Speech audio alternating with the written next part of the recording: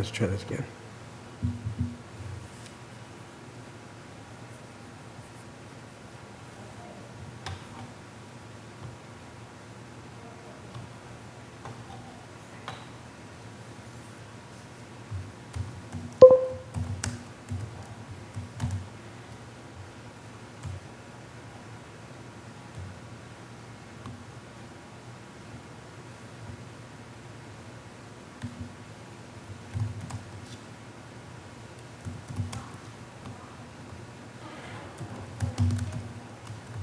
Okay, I'd like to say good evening to everybody and welcome to the Lunenburg Board of Trust Funds Commissioners. If we could all stand for the Pledge of Allegiance. I pledge allegiance to the flag of the United States of America and to the republic for which it stands, one nation, under God, indivisible, with liberty and justice for all. Today is October 23rd. It is Thursday, 5 o'clock. You'll have to forgive us for a few minutes being late. We were getting lined up with Zoom. I'd like to continue. In accordance with the requirements of the open meeting law, please be advised that this meeting is being recorded and broadcast live over Lunenburg Public Access channel on Facebook Live on the Public Access Facebook page. And it will be uploaded to Lunenburg Access YouTube after the meeting. Additionally, please be advised that the town of Lunenburg utilizes the Zoom platform as host for its hybrid and remote meetings, that the Zoom platform utilizes AI technology known as AI Companion to create audio transcriptions of meetings to aid in the subsequent preparation of meeting minutes, and that AI Companion is activated immediately upon launching the Zoom application.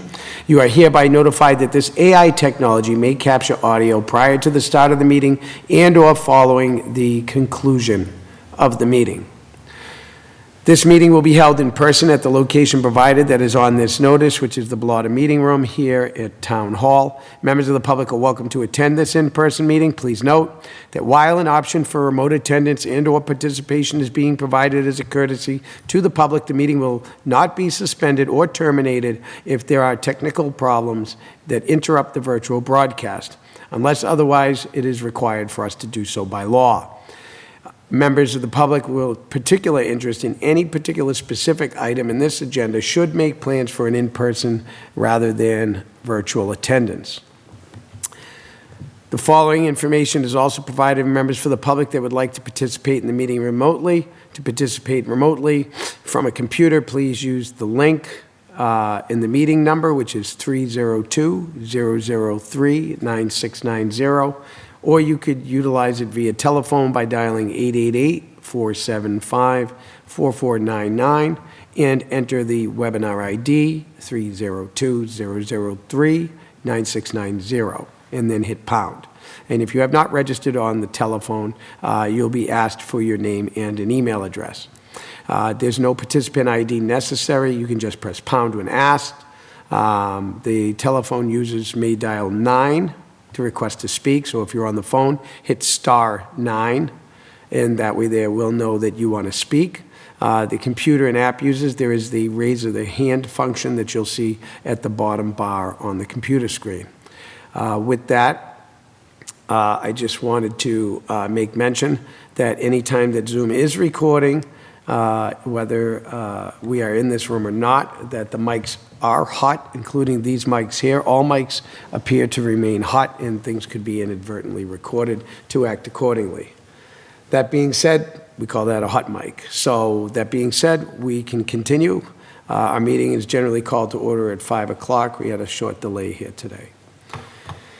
What I'd like to do, I would like to open up with public comment. I'd like to know if there's any public comment from the board. Does the board have any public comment? I have no public comment. No public comment, Richard? I have no public comment either, and there is no public on Zoom with a raise the hand feature acknowledged, and nobody on the telephone. Okay, announcements and communications from any trust representatives. We do not have any trust representatives here. I do not have any trust representatives on Zoom. Just as a reminder, our scheduled meetings are every second and fourth Thursday. We will have another meeting coming up. I believe it'll be November 13th. We'll discuss that towards the end of our meeting. And then we'll discuss what day is best going to be suited to fit for us for Right, with Thanksgiving. Yeah. November, because of Thanksgiving falls on a Thursday. So we have no treasurer and finance director reports at this time. If the town is aware, we have pretty much our outsourcing, contracting, finance director and accountant, I believe, and another individual in the finance office.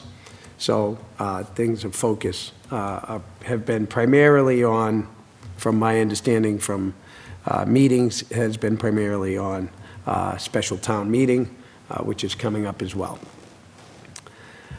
Okay, that being said, we can go right into new business.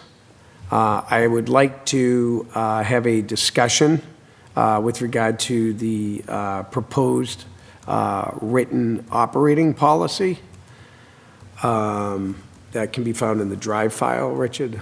We're going to discuss this like for the last 6 weeks, but things have been working in other directions because there's been a lot to take care of. This is an operating policy. This policy is basically designed to clarify the operating direction, use of funds that are under the purview of the Board of Trust Fund Commissioners, as well as highlighting some of the responsibilities and duties of other individuals involved in the process of executing our duties through the Treasurer's Office and how those responsibilities are handled. And Richard, did you have a chance to read that, go over that, or would you like to do that? We can go by it line item by line item if you want tonight. No, I did review your document, and yeah, we can go through what you feel are the important points, just so the audience can have a little flavor for the document without having, so they don't actually have a copy of it themselves. Sure. That sounds like a plan to me. I would like to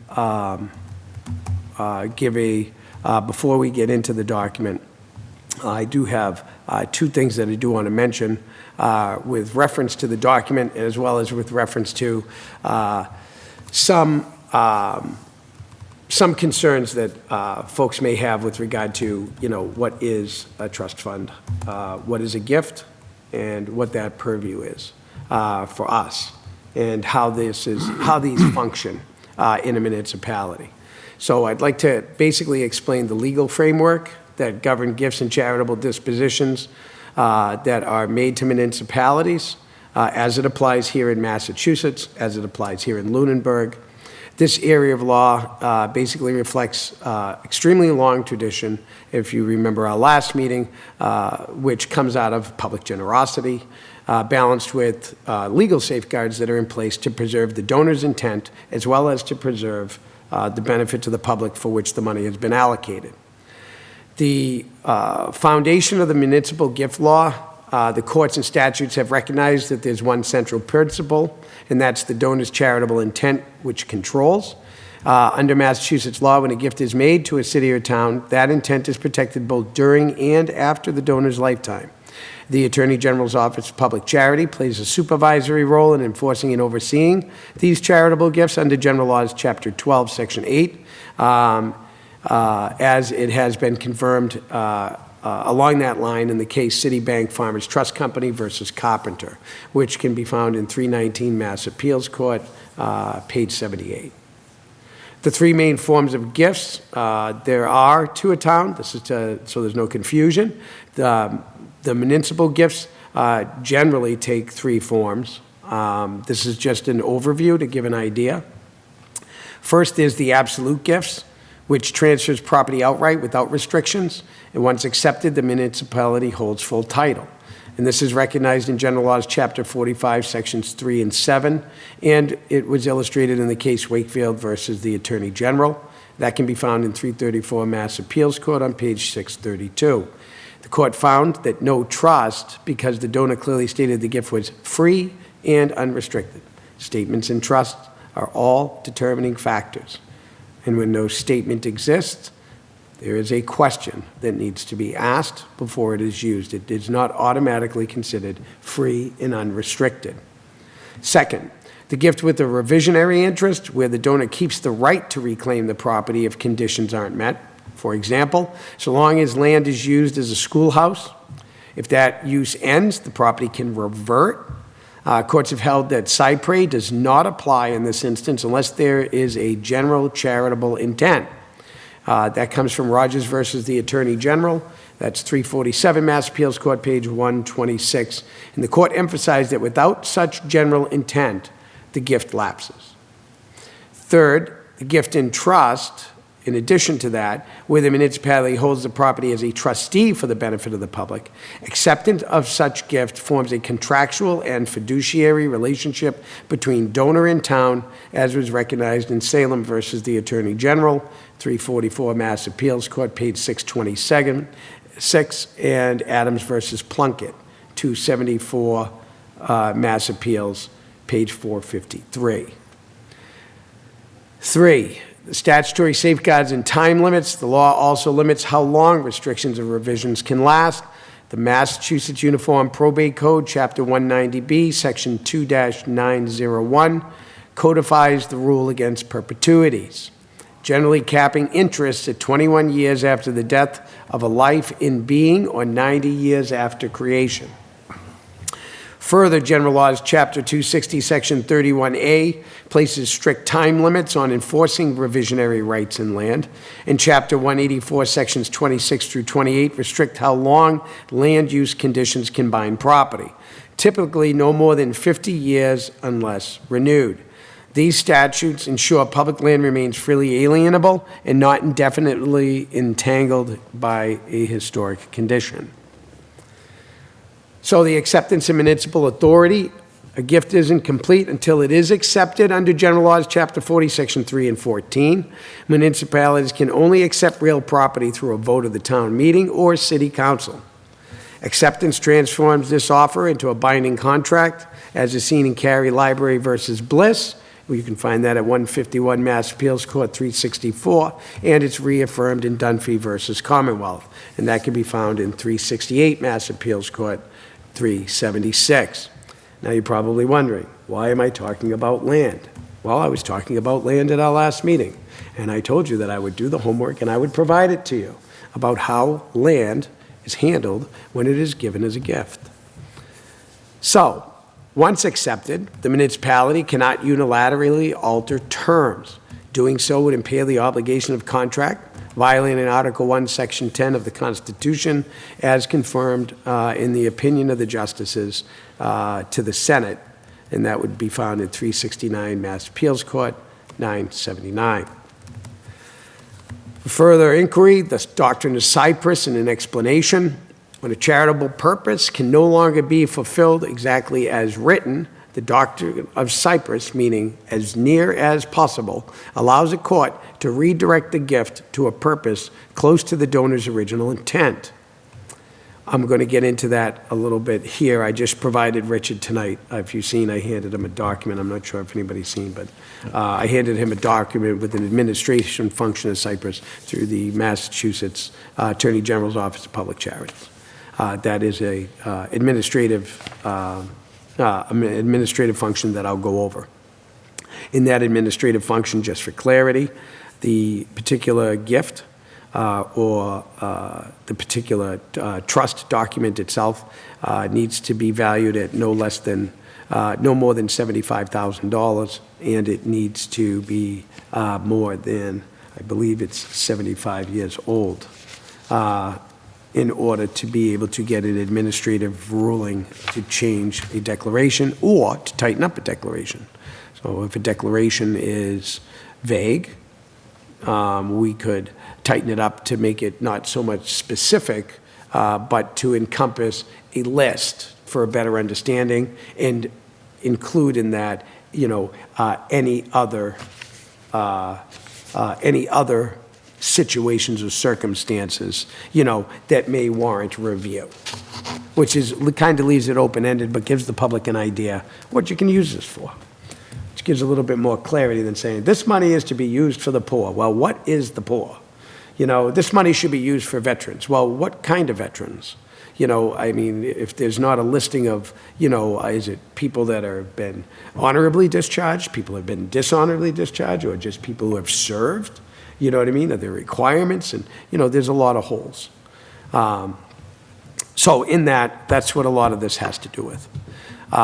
In addition to that, this will continue. This is the proper path to be able to take a document that is not clear. To make it clear, it must go through the probate court outside of the scope of the Public Charities Office direction for, I would call it informal cypre.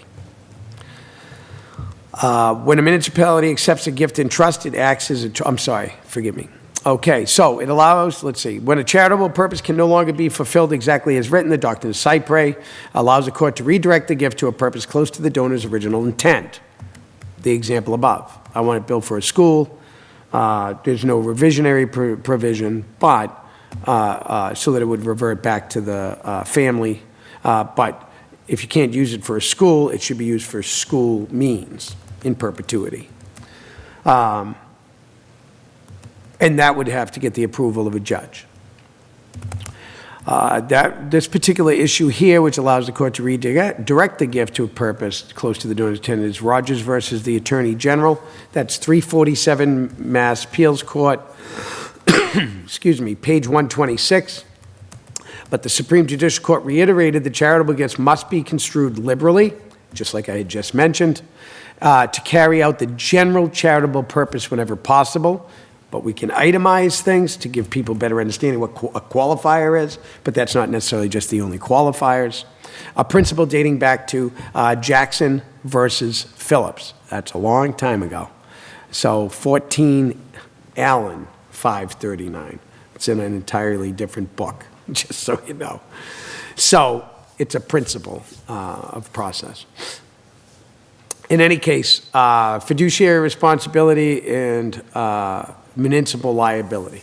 When a municipality does accept a gift in trust, it acts as trustee for the public and must meet fiduciary standards, which would be those standards fall under the Massachusetts Uniform Trust Code, which is the MUTC, which trustees over money are responsible under that code of a certain fiduciary responsibility that is quite strict and must be strictly adhered to and not varied. It can create a lot of legal problems for an individual who engages in activity that is outside the trust code. And those legal problems would be terrible, trust me. So, when a municipality accepts a gift, it acts as trustee for the public and must meet fiduciary standards. If you remember, I read this case, Woodward School for Girls versus Quincy, 469 Mass Appeals Court, 151. The court held that by serving as trustee, the city implicitly waived sovereign immunity for claims of mismanagement under the Massachusetts Prudent Investor Act. Okay, so this was where the city was given land, not our board, but we would fall under the same fiduciary responsibility, okay, that we can't claim sovereign immunity if we give money out and we don't conform to the parameters of how that money was given and what was to be done with it. I'm going to give you an example. This is a real-life example. In 2008 and in 2017, there was money that was dispersed from these funds, and there was a question or inquiry that was to be made by the trust fund board to be able to see if the person who the money was given to could repay it back, and this was never accomplished. So because of the sovereign immunity issue, okay, my question is this, which I have not asked the town manager yet in my investigation of that, is the town responsible to be able to pay that money back for the failure of a former trust commission board from effectuating in minutes and in notes a clarity on whether or not these monies could be paid back by the person that it was donated to? I have not got that answer yet, but I am pursuing that answer, but I wanted to bring it here publicly to make the public aware that there was money that was given with a decision to be made by this board, whether or not that could be paid back. Those minutes do not exist. There's minutes from 2017 that do not exist, or after that, that show that I have been able to find, which I will still look for, or from 2008 on disbursements, as far as whether or not the people were able to pay the money back. From what I look at, when I look at the books, I am seeing that the money has not paid back, and that money belongs to the citizens of Lunenburg to be met out for people who are poor. And that means that if the town failed in its fiduciary responsibility as trustee of former board members of this board, and it was not a follow-through, and regardless of the follow-through, if the board didn't become elected after and there was nobody here, that doesn't mean that the responsibilities of the board to continue its actions cease because somebody doesn't get elected or you don't have a quorum. Here is the problem. So under the Massachusetts Uniform Trust Code, as trustees, okay, there's a fiduciary responsibility. That means that if this trust commission says that there's going to be some means at a later date to follow through with determining whether or not money that is given is on loan or a gift from this trust commission by the trustees to an individual, and that is not accomplished, the town does not have sovereign immunity from that function of government for it not to continue and be taken care of. Meaning that you can't say, well, we're going to look at this a little later to see if the person came back and then don't follow through of it because you didn't get elected again or you quit. The fiduciary duty does not change on this board, even if we don't have a quorum, if this board sets parameters, okay?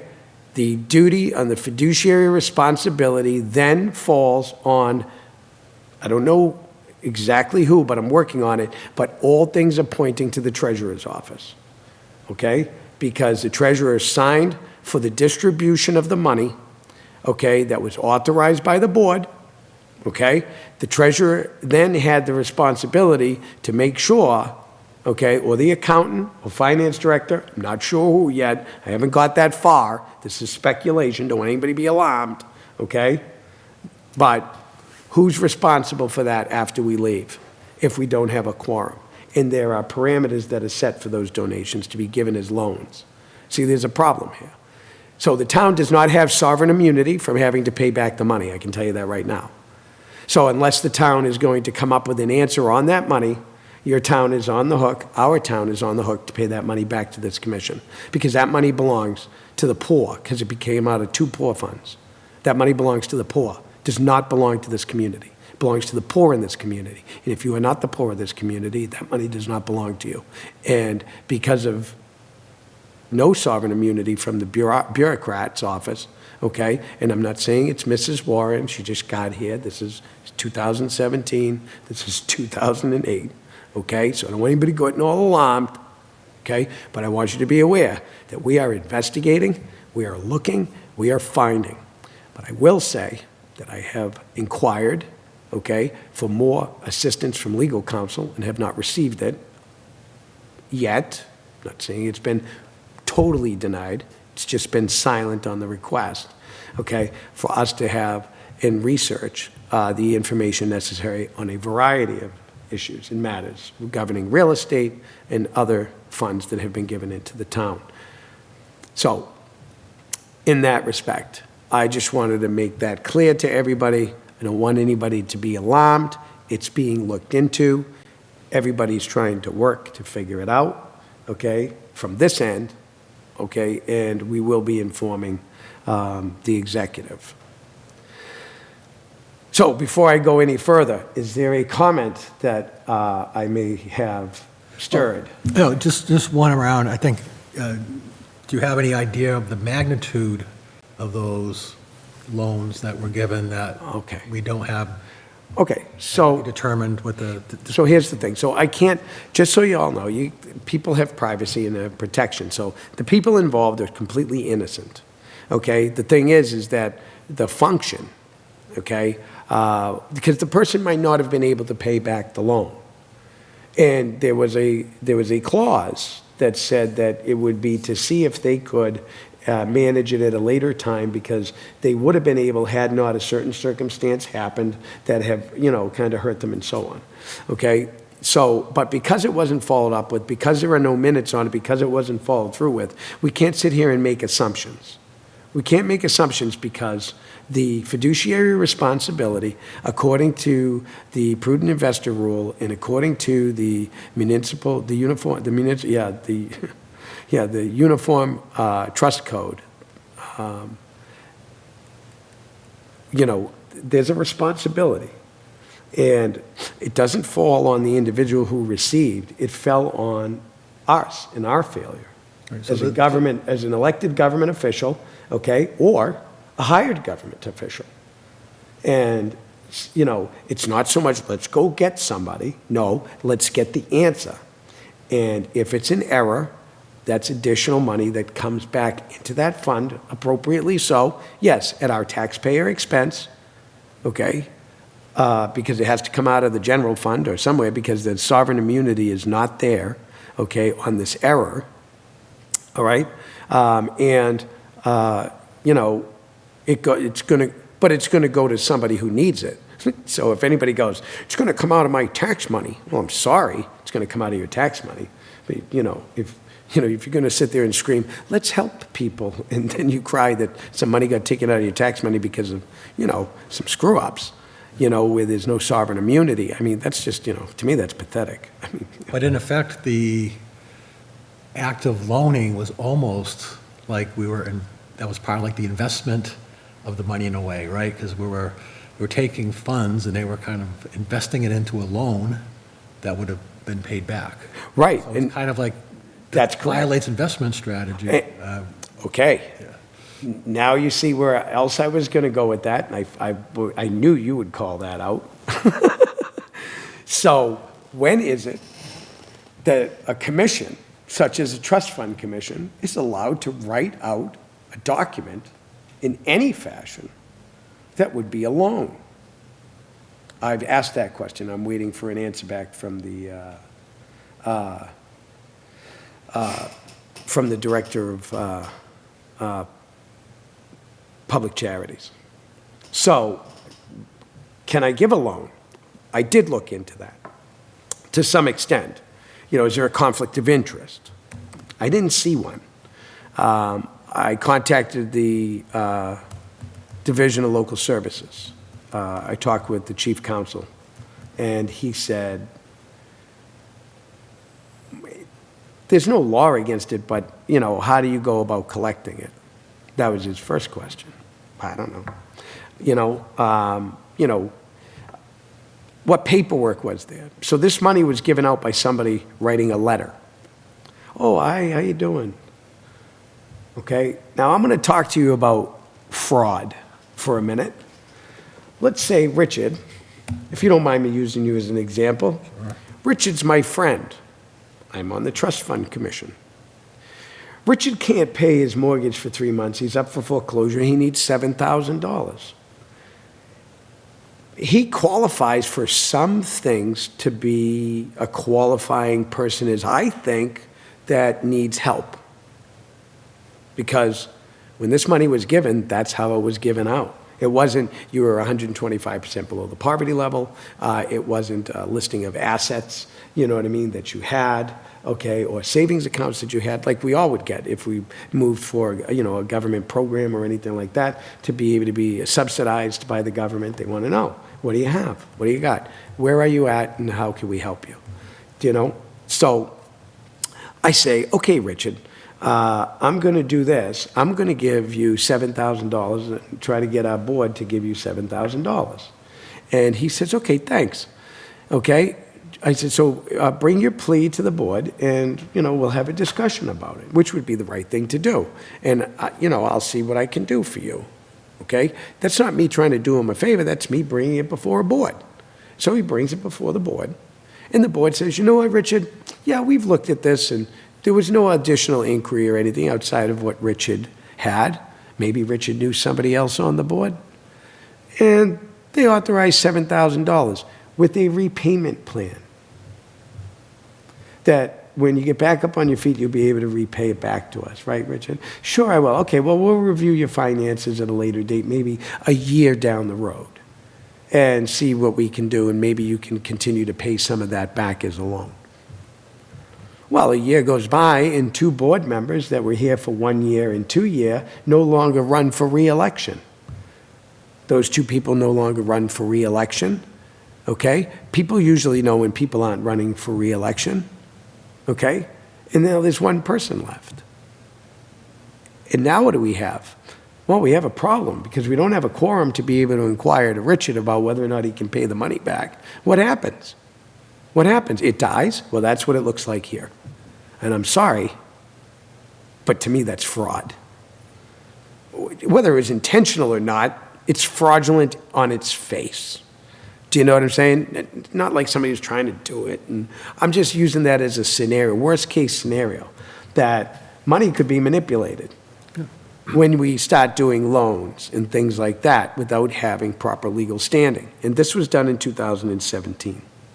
And it was also done in 2008. And if you, Richard, I think I put this in,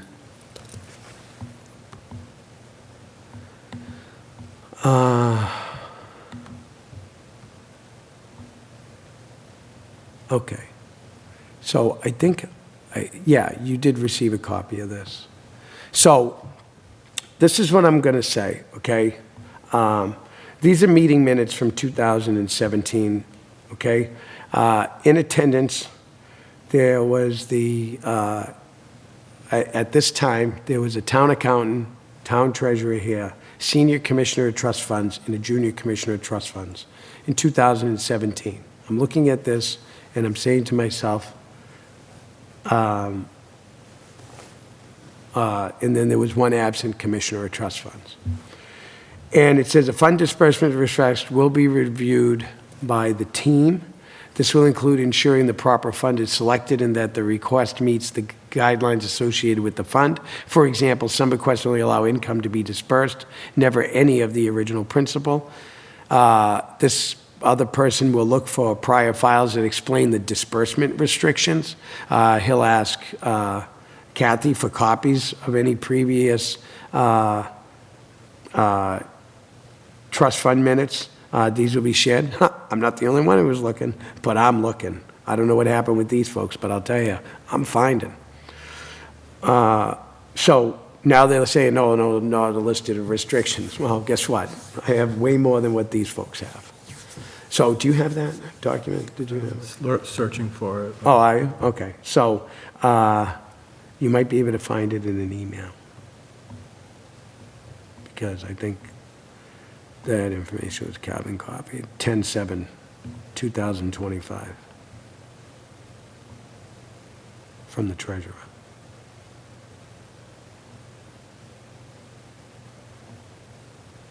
Now, like I said, okay, I'm not envisioning that these are like criminal acts or anything like that. This is disorganization, but somebody's going to pay for it and return it if it needs to be. So in any case, so there were some meeting minutes there, and then it says these were the disbursement instructions. In the minutes of May 25th, the Commissioner of the Commissioner of Trust Funds, it was documented that a motion was made and approved to disperse $2,397 from the earnings of the Worthy Poor Fund. Disbursement details are as follows. I can't read people's names, just so you know, but the resident did receive it. It said that the Trust Fund Commission will meet with this person 6 months later to determine the ability to repay, and the entire amount should be sent directly to a specific business on behalf of the citizen. So, and the money should come from the earnings of the Worthy Poor Fund, because you can't, like I said, we just went over that with Bartholomew for all of you that remember. So there's a certain amount of money that has to remain. There's a certain, a certain direction of how that has to take. So this money was distributed, but there's no follow-up minutes to whether or not this person could pay back this money. okay? And then in 2008, I received, I'm not going to, again, read the business or anything like that received the money on behalf of the individual, but this is a letter from a business that says, "Dear, I'm assuming that this was sent to the company." It says, "As per the minutes of 5/16/2008, this is signed by the chairman of the Trust Funds Commission, Richard Storrs, in 2008. The Commission Trust Funds, the $1,515 arrearage in rent of this person shall be sent from the Worthy Poor account to, obviously, the executor upon approval by the Board of Selectmen."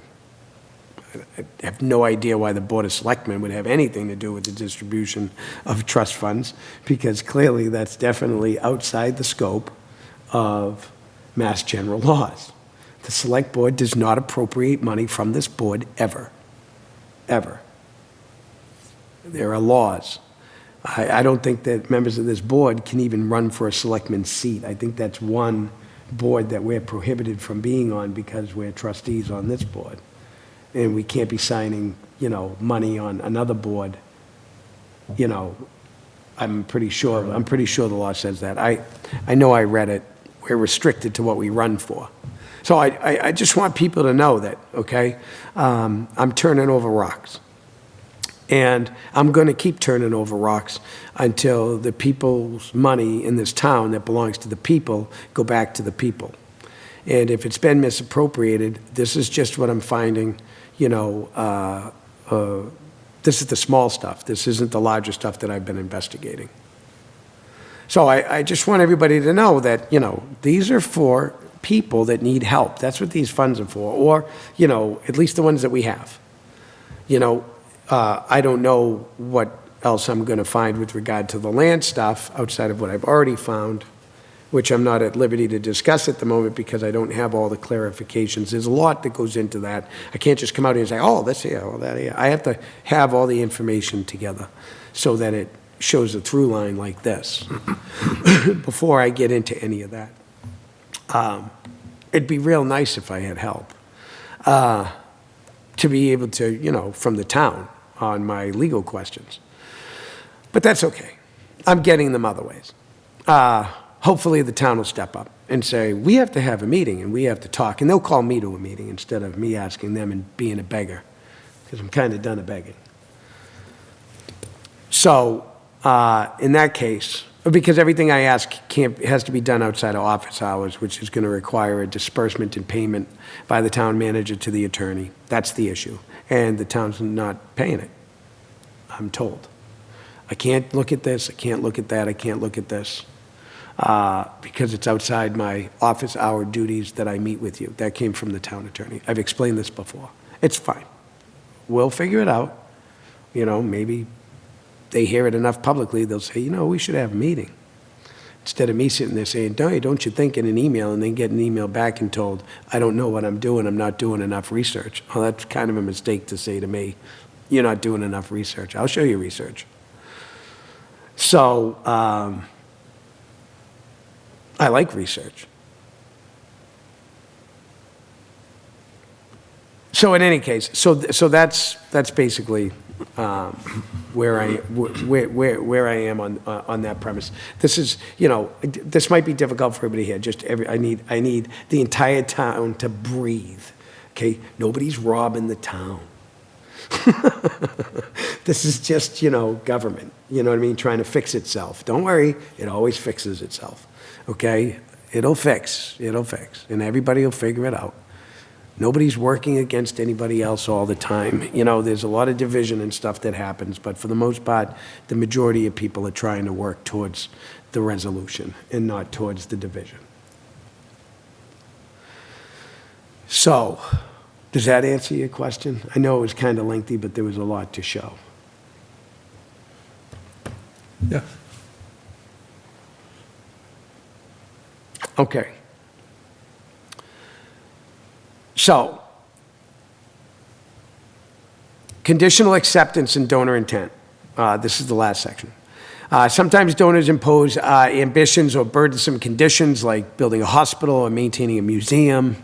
If the town accepts those terms, absolutely becomes bound, even if fulfilling them strains the finances of the town. But the courts favor flexibility over forfeiture. So applying cypre when possible to preserve the donor's intent, okay? So this is where the flexibility happens. So Chief Justice Shaw made mention, and I think I read this before, in the American Academy of Arts and Sciences versus Harvard College. He said, a liberal construction is to be given to charitable donations to promote and accomplish the general charitable intent. See, that's the good thing. We get to figure out what the general charitable intent is. This is why I said, don't everybody get alarmed. There's things that have to be figured out, okay? But you need to know about it, and we need to tell you. So when a municipality accepts a charitable gift, it basically enters into a contract protected by law, establishes a trust for the public good, and bears a fiduciary duty to uphold the donor's intent, all under obviously oversight by the Attorney General and the courts, and they do it pretty vigilantly. So the Supreme Court has consistently affirmed that a charitable gift to a municipality, once accepted, becomes a contract in perpetuity and a trust in honor. So, and if you remember, I read that in the other legal statements that I made the last time. So hopefully I don't have to talk to everybody anymore about all this paperwork. Unless something new arises. I think I have extinguished everything. I have distinguished everything, I think, with regard to that. So in that, I would like to move forward on our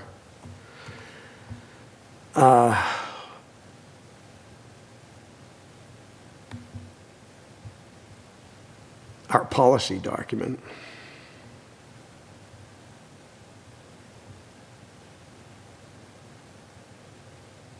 Is there any, what did I do with it? Hold on. Is the procedure for investment trust funds? I am, that's what I'm looking, I'm in the wrong file. Hold on. Finance, here it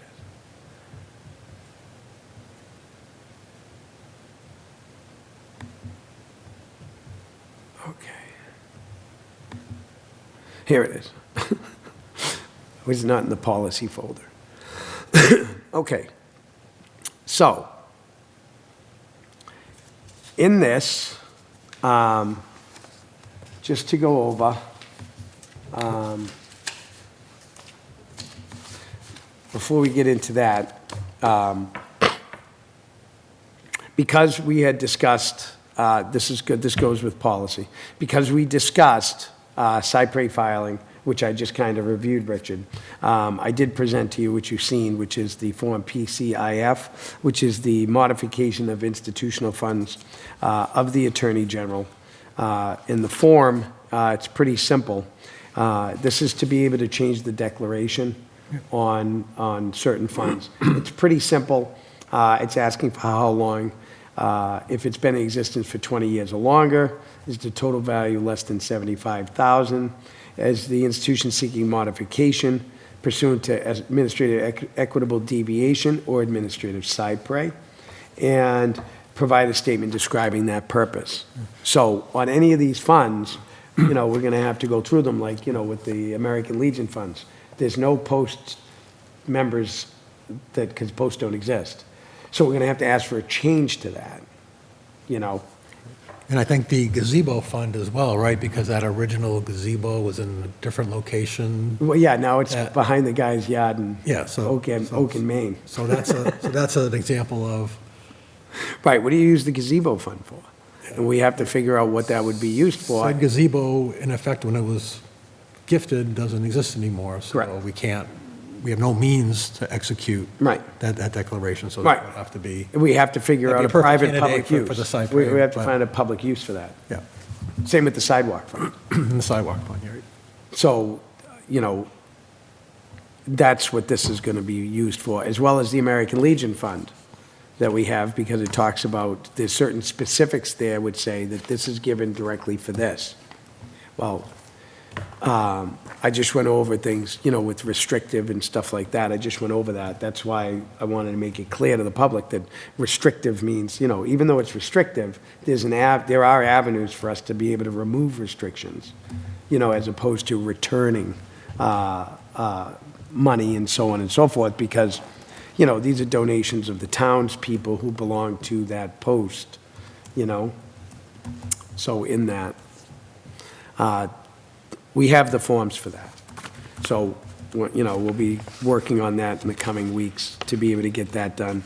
There's an entire instruction list. I talked to the Office of Public Charities in the last couple of weeks. And, it's quite comprehensive. It's not that difficult.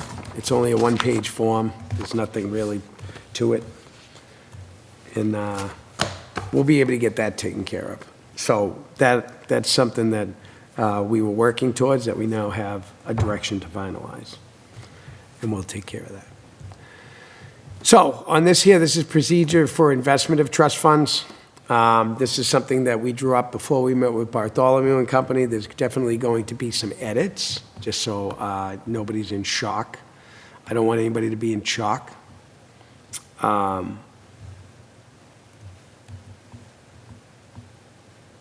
By what,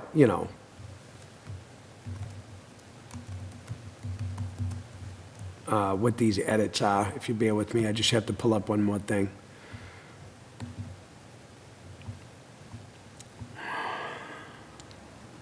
This has July 2025 in the title?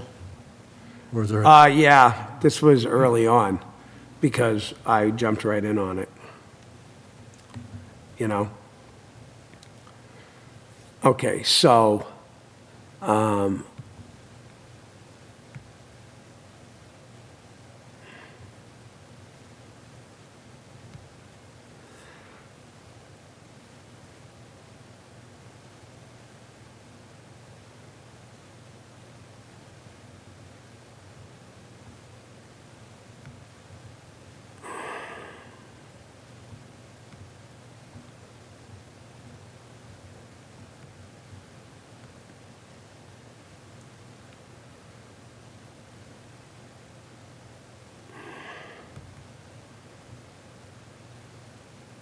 okay, so that is, yeah,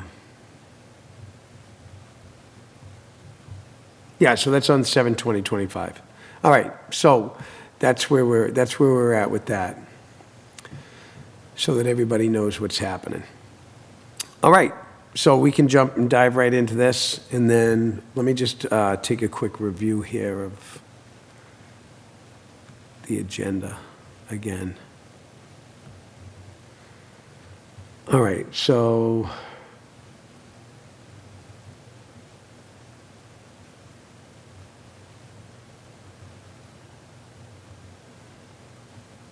okay. So everything that's under new business, I just want to make clear to everybody, outside of minutes, ratification and stuff, okay? Risk management, policy, ratification and corrections and so on and so forth. This is all the same process. It's not like one item after another, after another, after another, because it's grouped together. So investment policy, risk management, it all comes together at the same time. Proposed written operating policy all comes together at the same time. As far as, Cypre filings, Attorney General public charity adjustments, you know what I mean? All these are all relevant, to, what we're doing here. So it's hard for me to sit there and say to you, the public, okay, we're going to go from item 1 to item 2 to item 3 to item 4. There's like 4 or 5 parts to one whole item to be able to move forward. So just so everybody's aware, I don't want everybody to look and be like, oh, they have 5 things, they only did 1 thing. No, there's not 5 things, there's a million things. I'm only listing the 5 that I think we can squeeze in an hour and a half. And this is going to be more reading. Yes, this is our favorite part. Richard, do you want to take turns reading like high school? Like I read, you... Got a little bit of a frog. I in got- my- Look at It's okay. So, all right. So, all right, so let's give some background here, okay? I want to give some background. So, the Town of Lunenburg Commissioner of Trust Funds is an elected board. It consists of 3 persons who shall have the management of all trust funds given or bequeathed for the benefit of the town or the inhabitants thereof, unless the donor in making the gift or bequest shall otherwise provide. Shall act as an advisor and protector of these investments and the distribution of these funds. This includes all management of investments of these funds and disbursements of all trust funds given or bequeathed, including the investment of principal and interest of said funds, and its distribution with respect to the specific needs of the trust, as outlined in the trust documents, the declaration and policy. Just for clarification, the application that we voted on last week is what the lawyer will hear whenever he has a moment. So, that's a good thing. Okay. Yeah, Miss Town Manager contacted me, he was like, do you have a document, send me a Word document? I was like, yeah, I got one. So she called me, so, which was nice. So, the commission abides by 3 principles of municipal investment policy in order of their significance: safety, liquidity, and yield. So, that is background, that is principles. Questions, comments, changes? I'll take purpose on, I'll read purpose if you want, from there. Oh, you're going to wait until I get through all of that? Yeah, Oh, yeah, okay. why don't you get- Oh, okay, all right. Do you have any Anything else? comment on that thus far that you think might need changing, adjusting, or amending? or- That's fine. Okay. It's in compliance with what the state outlines as what purpose. Yeah, I try to word it a little bit more, user-friendly, but I still had to say inhabitants and bequeathed, and, I couldn't say you gave to me, and, it's, Yeah. I just trying to, it's really hard to, some things I can say that with and some things I can't, So, Mass General Laws, Chapter 203C, et sec, that means in following as amended in 2023. These are some of the laws establishing our powers and duties. Mass General Laws annotated 203D, et sec, which is, and others, under that section, that apply to us. The Acts of 2005, Chapter 129, inserting 203D and repealing other general laws. That's something that comes under our purview. That's the act that was created. And an act establishing the Massachusetts Principal in Income Act. That's what that act is, Chapter 129, 2005. So, also, Section 27 of Chapter 197 of the General Laws, there was a repeal in that. Sections 21A, 21B, and 22 of Chapter 203 of the General Laws, there's a repeal in that. Sections 24A and 24B of said Chapter 203 are repealed, and the general laws that were repealed with that are amended by inserting after Chapter 203C. That's supposed to say 203D. It's where I took it from, it said 230D, and I went, oh, somebody typoed that. That's in a book. It's in a legal book. It says 230D. I'm like, nope, wrong. Okay, so there were some repeals that were done. So people understand how 203C, 203D, the new changes. Okay, this is, again, I hope folks understand that this is, some of this stuff is going to resonate and bore the heck out of people. But it's necessary for you to have the information in the process. So somebody later on can look back here and be like, hey, didn't somebody say this once before? So please, by all means, would you read the purpose, Richard? I think Sure, I people will. are getting tired of me talking every week. Go ahead. Okay, so the purpose of this investment policy is to set general guidelines and investment objectives for the investment of the town's trust funds with which stewardship has been granted to the Board of Trust Funds Commissioners as follows. So the trust funds Preserve capital while taking advantage of the longer investment horizon for trust funds and more flexible investment opportunities provided by state law through the use of fixed income securities and equities and other investment methods as permitted by law. The Board of Trust Fund Commissioners' investment policy is intended to set forth investment objectives, establish guidelines, and define responsibilities for the investment of the town trust funds given or bequeathed, which are held under the management of the Board of Trust Fund Commissioners. The town trust funds given or bequeathed are to be invested in a manner that will meet the daily cash flow demands of the fund, conform to state statutes and town bylaws governing the investments of trust funds given or bequeathed, and provide maximum security of such funds, because we need to make sure these exist for perpetuity. Forever. Forever. People So- give money because they want their name on the books forever. Yeah. Oh, I just said that, so New England, forever. So investment shall follow the three principles of municipal investment policy: safety, liquidity, and yield. This investment policy will be shared with all financial institutions that the town utilizes for non-retirement banking and investment activities. This investment policy does not apply to the town's retirement and other post-employment benefit funds or library funds and some others. Some funds are not mentioned in this policy but are held by the treasurer, some of which are not backed by case law or precedent for clarity of their protector role or advisory role or management and distribution role, and is merely silent to the authority of the Board of Trust Funds Commissioners. It applies to only specific earmarked funds, which is not clearly defined by case law or precedent, but only by the plain statutory language of Massachusetts General Laws, Chapter 45, Section 41, which is also written in the Town of Lunenburg Charter. The exception is specifically in the case of library funds, who by law has their own trustee committee and is backed by case law. And we heard that, we heard the attorney make that clear, and we've made it clear here that we understand that. So, I'll take the next section. Is there any question on that or issue with regard to it? It's merely just giving an overview, explanation, understanding. It's kind of a, it's a direction policy, a lot of definitions. Statutory authority. Mass General Laws, Chapter 44, Section 54 provides that trust funds shall be deposited in a trust company, cooperative bank, or savings bank as defined in Chapter 44, Section 54. Deposited in National Bank, Federal Savings Bank, Federal Savings and Loan Association as defined in 4454. Deposited in a state charter, federally chartered bank, provided the institution is insured by the FDIC. Invested in combined investment fund operated under Mass General Laws 2938A, such as Mass Municipal Depository Trust. Invested in bonds or notes. Don't get me wrong. Some of these statements, these are legal statements that come out of the chapter.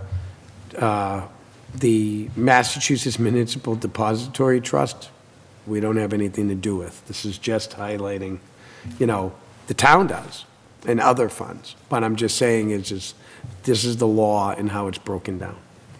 Invested in bonds or notes, which are legal investments for savings bank. Invested in securities other than mortgages or collateral loans that are legal for the investment of funds of savings banks under the laws of the Commonwealth, provided that the town's trust funds are in excess of $250,000 and that no more than 15% of any such trust fund shall be invested in bank stocks and insurance company stocks. Further, not more than 1.5% of such funds shall be invested in the stock of any one bank or insurance company. Again, that's just statutory authority. Okay? For everybody's need, if we were managing our money, that would be our authority. This is directed at the treasurer. This is what the treasurer does with the money. Okay? We can take control of it and do it, but we're not asking that. But we are going to fill you with information to let you know exactly how these funds are handled by the treasurer. So, responsibilities for executing this policy shall be as follows. The Board of Commissioners of Trust Funds shall set guidelines for investments of trust funds given or bequeathed and establish adequate procedures for issuing reports on investment activities. Now, we already went over this with Bartholomew and Company. Okay? Obviously, the private trust company has the most knowledge and ability and skill and experience to be able to do that. The thing is that We want to have a guide of understanding, and that's why we've asked for like quarterly reports. We want to see what's changing, what are we investing in now? Why? So we can look at it. I mean, a lot of people don't. They don't look at their stock portfolio. Richard and I had two people that look at our stock portfolio. So we want to see. Not that we're right, but we'd like to see. You know, it helps us get a little bit better insight on what we're doing and opportunity to offer suggestion. So this is what the treasurer does. Just to be clear, I told you what we do. Okay? All this is the treasurer's duties. Okay? There's an entire list here. Okay? Because that's her job. So the treasurer will invest trust funds that were given and bequeathed in accordance with the guidelines criteria set by us, which we've already agreed on how that's being set. And we were also told that we could take it over if we wanted to. Well, we're not elected to do that. Make purchases for the investment of funds given or bequeathed only after consultation with the private trust company and approval by the Board of Trust Fund Committee according to the prudent investor rule, Mass General 203C, and operation of trusts 203D. So, in this respect, okay, they have the approval by the Board of Trust Funds Commissioner to invest in the condition that they are. Am I incorrect on that? I think we basically agreed on that Bartholomew and Company is the most suitable direction for these investments and not us. Correct. So in that, she's consulted with the private trust company and has received our approval. That was that meeting. We want to know, is it being done right? And it is, thus far. The treasurer will make no payment for any penalty in the pooled fund from the interest of said pooled fund that would decrease the value of the trust under the management of the Board of Trust Fund Commissioners. Well, we found out there are no penalties, but that doesn't mean we don't sit it in there as a policy. If a penalty does arise, the answer is no. This is the people's money. This is not your tax money. Right. This was a concern that we had that was clarified with Bartholomew and Company. Correct. So we aren't stating that by being in here that it is an issue. I think it just is here to declare that. That it's not going to happen. Yeah. It has not happened, but we just want to make sure. Correct. And it will not happen. Yeah. That's just the whole point of this policy is to say, you're not putting fees over here. Because we're in a pool. You know, if somebody spends money and they all of a sudden come up with this process that says, oh yeah, you get fees for this. I mean, you know, and somebody wastefully does something, it affects the whole pool. That means the whole pool suffers a loss. Nope, we don't want to be part of that. So, but that's not happening here in town. I'm going to make that very clear. Bartholomew is very stern on that. Nope, there ain't nothing like that going on. So we were very happy about that. We were wicked concerned. So, clear all decisions regarding the management of the investment program and diversification of assets in accordance with the use of the funds with the Board of Trust Fund Commissioners.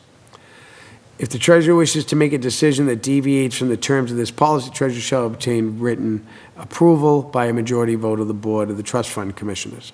So, in that, the investment program and diversification of assets in accordance with the use of the funds, okay, she'll clear all those decisions with us.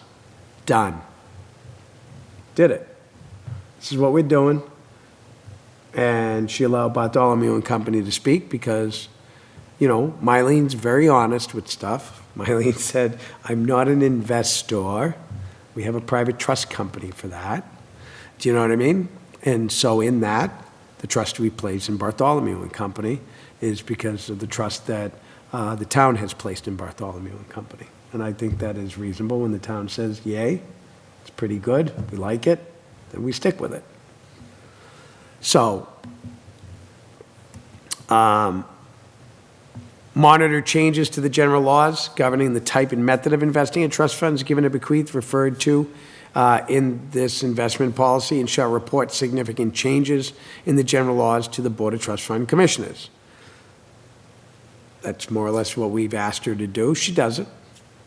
You know, this is part of her quarterly thing. Is there anything new that we should know that we don't know?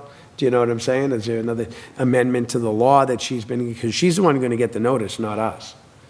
You know, so if there's any changes, we want to be able to take proper action, we should be notified. So this is, in our policy, we're basically saying that this is the treasurer's duty to give us this information, and obviously we'll request it, you know, but these are things that we ask, like I said, everything on a quarterly basis kind of lets us know, you know, how's the funds doing, where are we at percentage-wise, you know, did we change the investment, you know, our investments, do we buy different things and stuff like that? Do we have that? Were there any changes in laws that we should know, that the public should know, why you're going to do something different or something has to be done different? These are just information for the public. So that affects these funds. Ensure that the treasurer and those responsible to the treasurer, including any private investment firm, shall be bonded as required by law and assured for their fiduciary responsibility to limits set by the town, specifically those whose responsibility is to exercise fiduciary responsibility for the investment of funds managed by the Board of Commissioners of Trust Funds. Okay? So in that, obviously, they're cleared, everybody's bonded. That's an executive function of the town manager to make those determinations, okay? Not us. So we already know if they're sitting in this room, the town manager went, oh yeah, I've seen the bond. Oh yeah. We don't have to worry about that. But we have to write it down, okay? Because, you know, obviously the treasurer's going to say, hi, private trust fund company, do you have a bond? They're going to be like, oh yeah, sure, here you go. That's her job. Right? So obviously there's all these, you know, trusted situations, and again, we're just putting it in a policy. The treasurer is no longer responsible for the management and administration of the workers' compensation fund that the town has appointed the Board of Commissioners of Trust Funds as referenced under General Laws 13A as the authority. Okay. Don't worry, we're not ratifying this yet. We haven't figured that one out yet. I'm on the fence with that, to touch base on that. The town manager says that that money does not belong to you, for that is money that is appropriated out of the levy. Well, that's true. But the Trust Funds Commission is not just restricted to monies given or bequeathed. If there is a vote of town meeting, which there is, okay, that the Trust Fund Commissioners have an authority over another fund, is because the people had voted for it. And in that, okay, that does not supersede, particularly when that vote happened, the statute of Mass General Laws, of which created our board, was in effect when this occurred. So that means that this board did occur, and the town made a decision that this board would manage and maintain the status of those funds and their application. So I'm still doing some research on that, just so you know. I have a few more state statutes to go through. The town manager's on one side, I'm still on the other side. I have asked the lawyer. I did supply the town with the vote of the town, stamped and certified by the clerk. I did provide the act for which it came from. I provided that to the lawyer, and I will say this again. This is after hours research and information that the lawyer told me in office hours for 2 months that I can't help you with that. That's after hours stuff. Has to be appropriated. Right? And I'm like, oh. And I've told the town manager, and she's just doubling down on I'm wrong without providing information of a legal nature or a specific information. I want information out of the lawyer. Okay, you don't have it, tell the lawyer to say it. I don't, you know, don't you tell me, tell the lawyer to say it, because obviously there's a problem. If the lawyer says it, then I'll look into what the lawyer says and I'll make that determination with this board, like that. It's easy. But again, that comes at a cost to the town for the lawyer. Sorry, there's nothing I can do about it. It's there, I found it, told you, I turned over rocks. And when I find stuff, I bring it forward. I just want a legal answer. Don't have one yet. But we're going to get one. Yeah, we're definitely going to get one. Because we want to know. But accordingly, from the research that I've done, the vote of town meeting, the act, which I had read and I have shown here already, comes under our authority. Doesn't matter where it's appropriated from. It says, the act says, the sinking fund or the commissioner of trust funds. Now, if you know what a sinking fund is, that was an older fund type system that local districts used to use for their district, for money that gets appropriated from the sinking fund. And if I'm not mistaken, that would be the money from the levy. Sorry. They were the ones that authorized it, if I'm not mistaken. I think I might have a little bit of an error on that. There's a couple of overlapping names of different committees and stuff over the years, sinking fund committee, prudential committee. Do you know what I'm saying? There's a lot of different things that are interchangeable. Like whenever the statute uses the word institutional fund, it means municipality. It doesn't mean an institution. So I'm just clarifying that. That's all. So we're going to get to the bottom of it, and we'll get it to you. It's not that big deal. It's just trying to get everybody lined up with,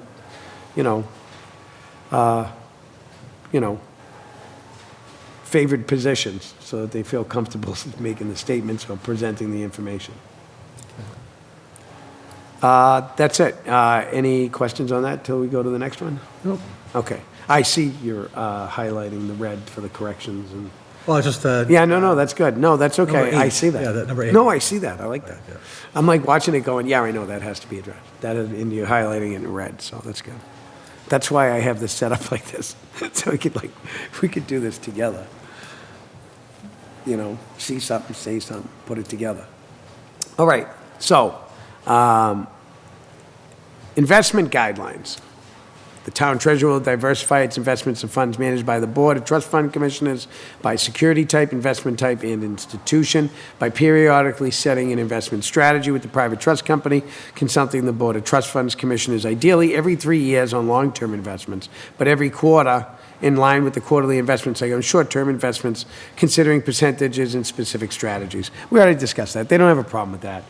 Mylene's like, yeah, I can give you a quarterly report from Bartholomew. Bartholomew doesn't have a problem giving us a quarterly, annually, in every 3-year review for long-term investments on our funds. I mean, I think, That's sufficient. yeah, that's an average. What does it look like on the long-term investments? You know what I mean? But they have a different balanced approach on these investments. Again, this is being put in place, so if things change, let's say there are more long-term investments as opposed to short-term investments, then we can, there's a process, for being able to get information to this board. All right. Any questions on that? Concerns? All right. The trust funds section. The investment guidelines and options will remain versatile, including the incorporation of a pooled investment of the given or bequeathed trust funds, which are managed by the Board of Commissioners of Trust Funds as outlined here. However, they can be invested in the standard of normal business of investment of funds, but first should be looked at through the lens of a pooled investment through the private trust company, then if necessary or is prudent, by a majority vote of the board. The fund shall be separated to individual investment funds as directed by the vote of the Board of Commissioners of Trust Funds, and the following shall apply and be made available at all time for trust funds investments. Again, this is in the event there's a policy in place for us to be able to act, to make changes, to make adjustments, to do things. It's just a policy, okay? Policy, just so everybody's aware, I'm going to say this. I didn't like it, so a selectman said policy is meant to be broken, okay, in this town, and I was livid. But the reality is it's not meant to be broken, so to speak. I don't think he said it meant to be broken. He says it's just, it doesn't really hold no rule of law. It's kind of a roadmap. But if you stray from the map, the people have a tendency to get upset. Do you know what I mean? Like, that's the rule. You made a rule. And it's like, no, it's a policy. Not a rule. It's a policy. And we can adjust it accordingly as necessary, But just so everybody's aware, that's how policies work. Okay? and I have to see what I got here. Am I really? Glad I get 15 minutes here. So I hope everybody's having a grand old time with all that boring legal work again. Like I said, eventually we're not going to be having to do this. This is just now, you know. Our next meeting, we're going to go over making sure we can start handing out some money by, hopefully we have an answer on the application. And we can get these submitted and filed. Next week's meeting, work on those. So, because this is going to take some time. So, options set forth in Mass General Laws 4454 allowing municipality to invest funds in securities other than mortgages, collateral loans that are legal for the investment of funds of savings banks under the laws of the Commonwealth, provided that no more than 15% of trust funds shall be invested in bank stocks, insurance company stocks. Further, not more than 1.5% of such funds shall be invested in the stock of any one bank or insurance company. Just so you guys know, a lot of this comes out of statute, out of law. Selection of banks for investment. The treasurer will only select investments that are covered by the FDIC protection. This is in the law. Investment size and collateralization. The relative large size of the town's investment pool precludes the use of only FDIC-insured products. Efforts will be made to maximize FDIC insurance protection, and periodic modifications to this policy may be made to take advantage of changing regulations related to the investment of trust funds managed by the Board of Trust Fund Commissioners. Massachusetts has no legal requirement for collateralizing public deposits. Until adoption of collateralization legislation, the treasurer will provide as much security as possible for the town's bank investments through the prudent selection process described above, with the approval of the Board of Commissioners of Trust Funds, as is related to trust funds managed by the Board of Commissioners of Trust Funds. Okay, we've already been down this road. We know who's managing. It's just putting policy together. Okay, any question? Third-party custody. For administrative ease, custody accounts may be established in the name of the town in order to receive and hold book entry. U.S. Treasury and government agency securities purchased by the town from commercial banks, collateral for any repurchase agreements to which the town is party, and collateral against any bank investments the town may require. Again, just so everybody knows, the stuff is statutory. U.S. Treasury and government agency securities. The town will utilize these securities with the maturity as defined by Mass General Laws 4455 for reasons of diversification of security. Treasury securities will be purchased either at auction or through the secondary market. Agency securities will only be purchased through registered dealers. Again, this is all statute. Repurchase agreement. Repurchase agreements may be used on a limited basis for durations of 90 days or less, except in the case of overnight purchase agreements used for the investment of available float in one of the town's operating accounts. Any agreement entered into the town will be on a delivery versus payment basis and in the format of the Public Securities Association Master Repurchase Agreement. Collateral will be in the form of U.S. Treasury or government. Again, this is just regulation, just statute. It's all there. This is just cut and paste. Okay? Utilization of state treasury investment pool. The town will continue to utilize the state treasurer's highly liquid, comparatively safe investment pool as a negligible part of its overall investment strategy. Basically, that is regulatory, statutory stuff that falls under the already listed duties and operations of a treasurer. Okay. I'll take this procedure, just give you voice arrest. Oh. Like this. So, next. Why, you getting tired of hearing me talk? No, you need a rest. Procedure.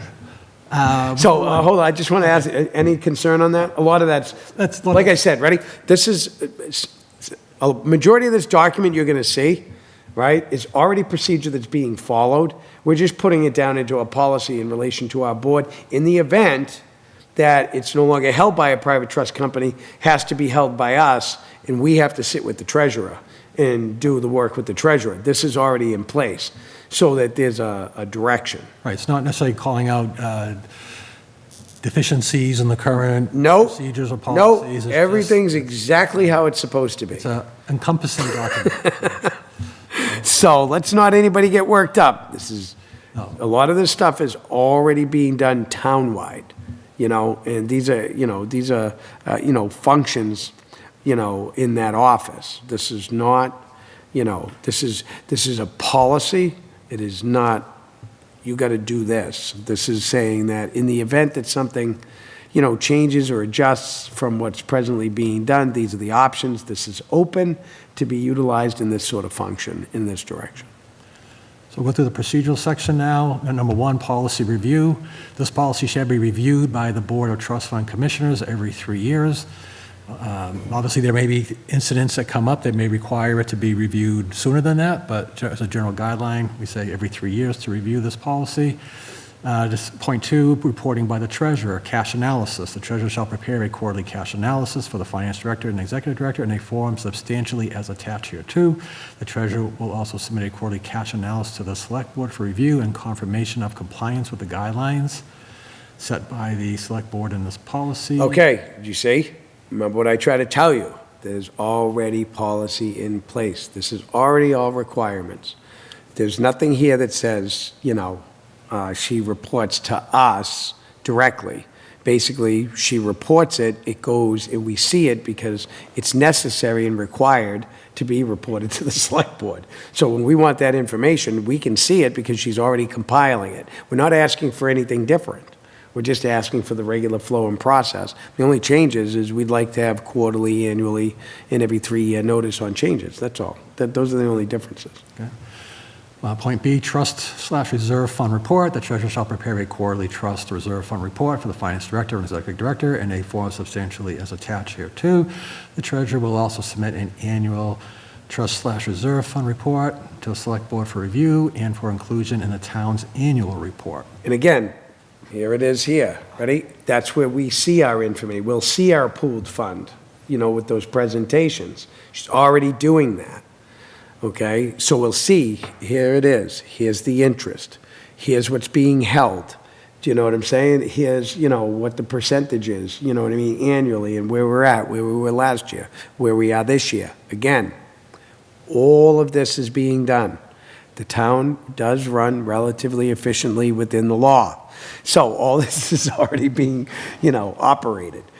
We're just putting it in writing in the event. Like I said, I got to keep saying this over and over again because I don't want anybody that just jumps in here and sees this, doesn't know that, we are just putting it in writing, stuff that's already in place, stuff that's already done. It's just a policy, just to give guidance to anybody that follows after us for what our intentions were and what our directions want to be. Okay. We don't have to go into all the definitions. Yeah, I mean, one thing which I'll just maybe highlight a few. Yeah, if you want to highlight a couple of them, I'm saying is, well, because the definitions in there that, if there's nothing that people don't understand, we'll post this. Yeah. There's like OPEB, Yeah. People don't know what OPEB means. It means other post-employee benefit funds, retiree healthcare funds held separately pursuant to the Acts of 2004, Chapter 88, that are invested under the guidance of the town's retirement board. Such funds are not subject to this investment policy. Correct. Treasurer, fixed. I know people know the FDIC. I think people are aware with the FDIC that Chairman Bowen referenced in one of the investment guidelines about FDIC banks. People are sure that's the Federal Deposit Insurance Corporation, which does have limits. Massachusetts Municipal Depository Trust, which I believe we do not use. That's the state's. So, so everybody knows, your state's been trading your money. So there's a Municipal Depository Trust, and actually it's doing pretty good. I think the last I looked at it was 3.46 daily rate. So they have a big giant trust pool of all the money from all the towns in that pool. We have no influence over that. No, they do that. Yeah. But, well, there is some. I mean, but it's not handled by us. Yeah. But it's just like I said, is that it's a big fund. I was amazed at how big it was. But that handles different types of money. There's I don't know if you remember, but I went over a number of different types of revenue. Like, the town has special purpose funds. They have temporary funds. They have non-appropriated revolving funds. They have appropriated special purpose reserve funds. The town has other special purpose funds, like funds that are held over year to year and so forth, like, conservation, building insurance, cable, public educational, government fees, and all this other stuff. And then, there's a whole host of them that, that fall under different rules and different regulations that don't apply to us. And just, So you'll see some of that yeah. inside this because it's all in the same management area. And one of the last sections of this document, which does need to have some revisions before it gets put forward to a vote, but severability, I think this is important for people to understand, like if any provision or provisions of this policy is or are declared unconstitutional or inoperative by a final judgment, order, or decree of the Supreme Court of the United States or the Supreme Judicial Court of the Commonwealth of Massachusetts or by the Superior Court of the Commonwealth, remaining parts of said chapter shall not be affected thereby. So. Right. You know what that means? That means that if we write a policy and like somebody challenges the language of the policy, right? Yeah. And It's unenforceable. there's and it's like, but it's a policy. Right, we have to rewrite the policy. Right, We'd but have but we don't have to rewrite the whole policy. We have to Right, rewrite the just the section that's sections. like messed up. And I mean, that's just that's just a severability clause, Yeah. that is declared unconstitutional and operative. And the thing is that, again, it's a policy. It's a living document. Yeah, it's fluid. Yeah. So, there wouldn't really be a court challenge. You know what I'm saying? There would definitely be a communication between the executive and us and the select board and everybody else that says, hey, we got to make an adjustment of this policy because we're not doing, or even the treasurer, they made some changes in the statute, here's the information, so your policy has to change to comply with whatever it is that we've received. And then it's like, what are you going to do? Go, oh, no, we can't do that. You have to take it to court. Oh, no, that's not true. Do you know what I mean? They were talking about that the other night at the select board meeting. Did you see that? About didn't see it. APDC merging with Historical Commission, thinking that they would have to go to court for 3 years to do changes. And the lawyer was like, no, it's like, it's not like a zoning regulation. Do you know what I mean? Like some people think you go to court, oh, it's going to be 3 years, 5 years. No, there's things that go into court that happen in one day. Like we could get trust documents changed in a week. Do you know what I mean? So, I just laugh. I don't want anybody to get scared. So I put a severability clause in there that says we'll sever it. As necessary, Yeah. based on the evolution No, of. it's not etched in stone, it's policy. It gives guidance. It's nice to have guidance when you hand the board back over to somebody else. Do you know what I mean? When you're not here no more, it's nice for them to be able to look at a policy and say, oh, this is what we do. Instead of going, what do we do? Right. So,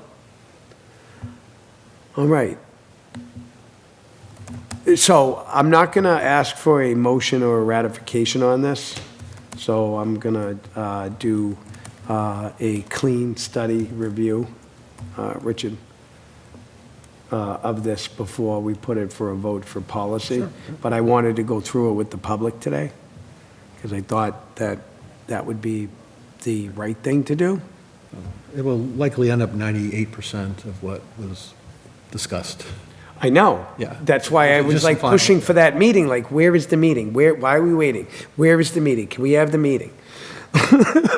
So we could get everything in. Look how fast that meeting went. I had a whole list. I had a litany list of questions. I don't even know where it is anymore. But I had a litany list, and they were like, ding, ding, ding, ding, ding, ding, ding. And I was like, all right, right on. You know what I mean? It worked for me. We got to see exactly what was happening, so. All right, so we do have to do a ratification of some minutes from last week. There was, we ratified a set of minutes. I read the wrong minutes. I said to Richard, what did we do with that minutes? And Richard said to me this week, oh, that's in this file. Oh, that's the wrong minutes. And I didn't look at the top. So what we ended up doing was we ratified, what month was it? What date was that? It was the 28th, I believe? Yeah, it was the 28th minutes we ratified. Well, we didn't get it yet.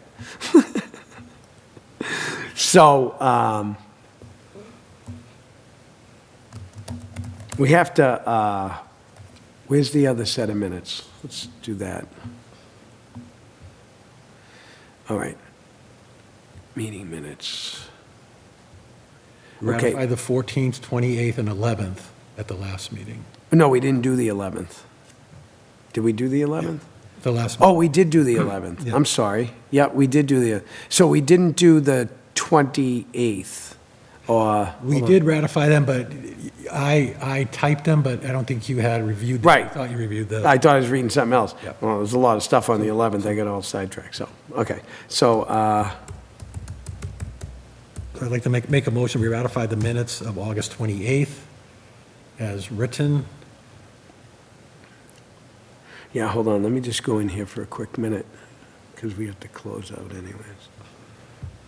Okay, so.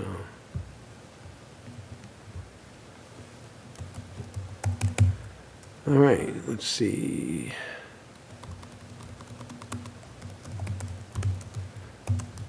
Oh.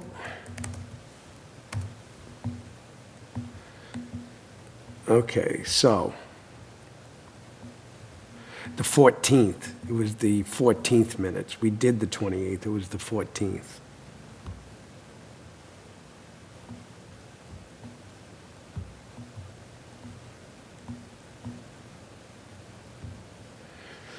Hold on.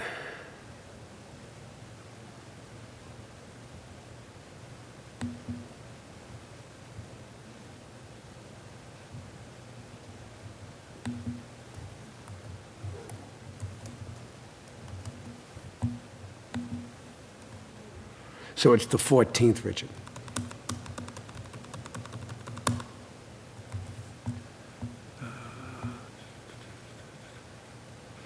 So can we make a motion on the 14th? Because I think I said the 14th and the 28th, and I didn't have the 14th. Those are the ones you sent me? I think the ones I uploaded were, the 28th were done on October 21st. The 14th were up there on August 27th, per the shared drive. So those, when you had sent me the request, Oh, that's right, you okay. asked for the 28th. You got it, okay, yeah, it was the 28th. Okay, do it again. Sorry. Make a motion that we ratify the minutes of August 28th as written. I will second that motion. All those in favor? Aye. It's okay, you can do it. So, passed unanimously. So, yeah, sorry about that. I don't know what's going on here. And then September 11th, I just want to make a motion to approve the meetings for the September 11th meeting, and that we approve that, because I don't think I did that last month. I have a note here that said I didn't, so I would like to make a motion to ratify and approve the September 11th, 2025 meeting. Let's second that motion. All in favor? Aye. Aye, passes unanimously, so we're good. All right, so that's done. And the October 9th minutes are out there, but I'll give you some time to, Yeah, give me, to, yeah, you know, Yeah, give me absorb some them time. and make any amendments as you, Yeah. as you feel necessary to. All right, so. Okay. All right, so we still have a vacancy, like everybody to know. Our goals and so forth are still the same. We're still pushing along to make sure that we are able to get this money out. As far as the update on interns is concerned, I have a statement that I have to read, and I'll read that at our next meeting.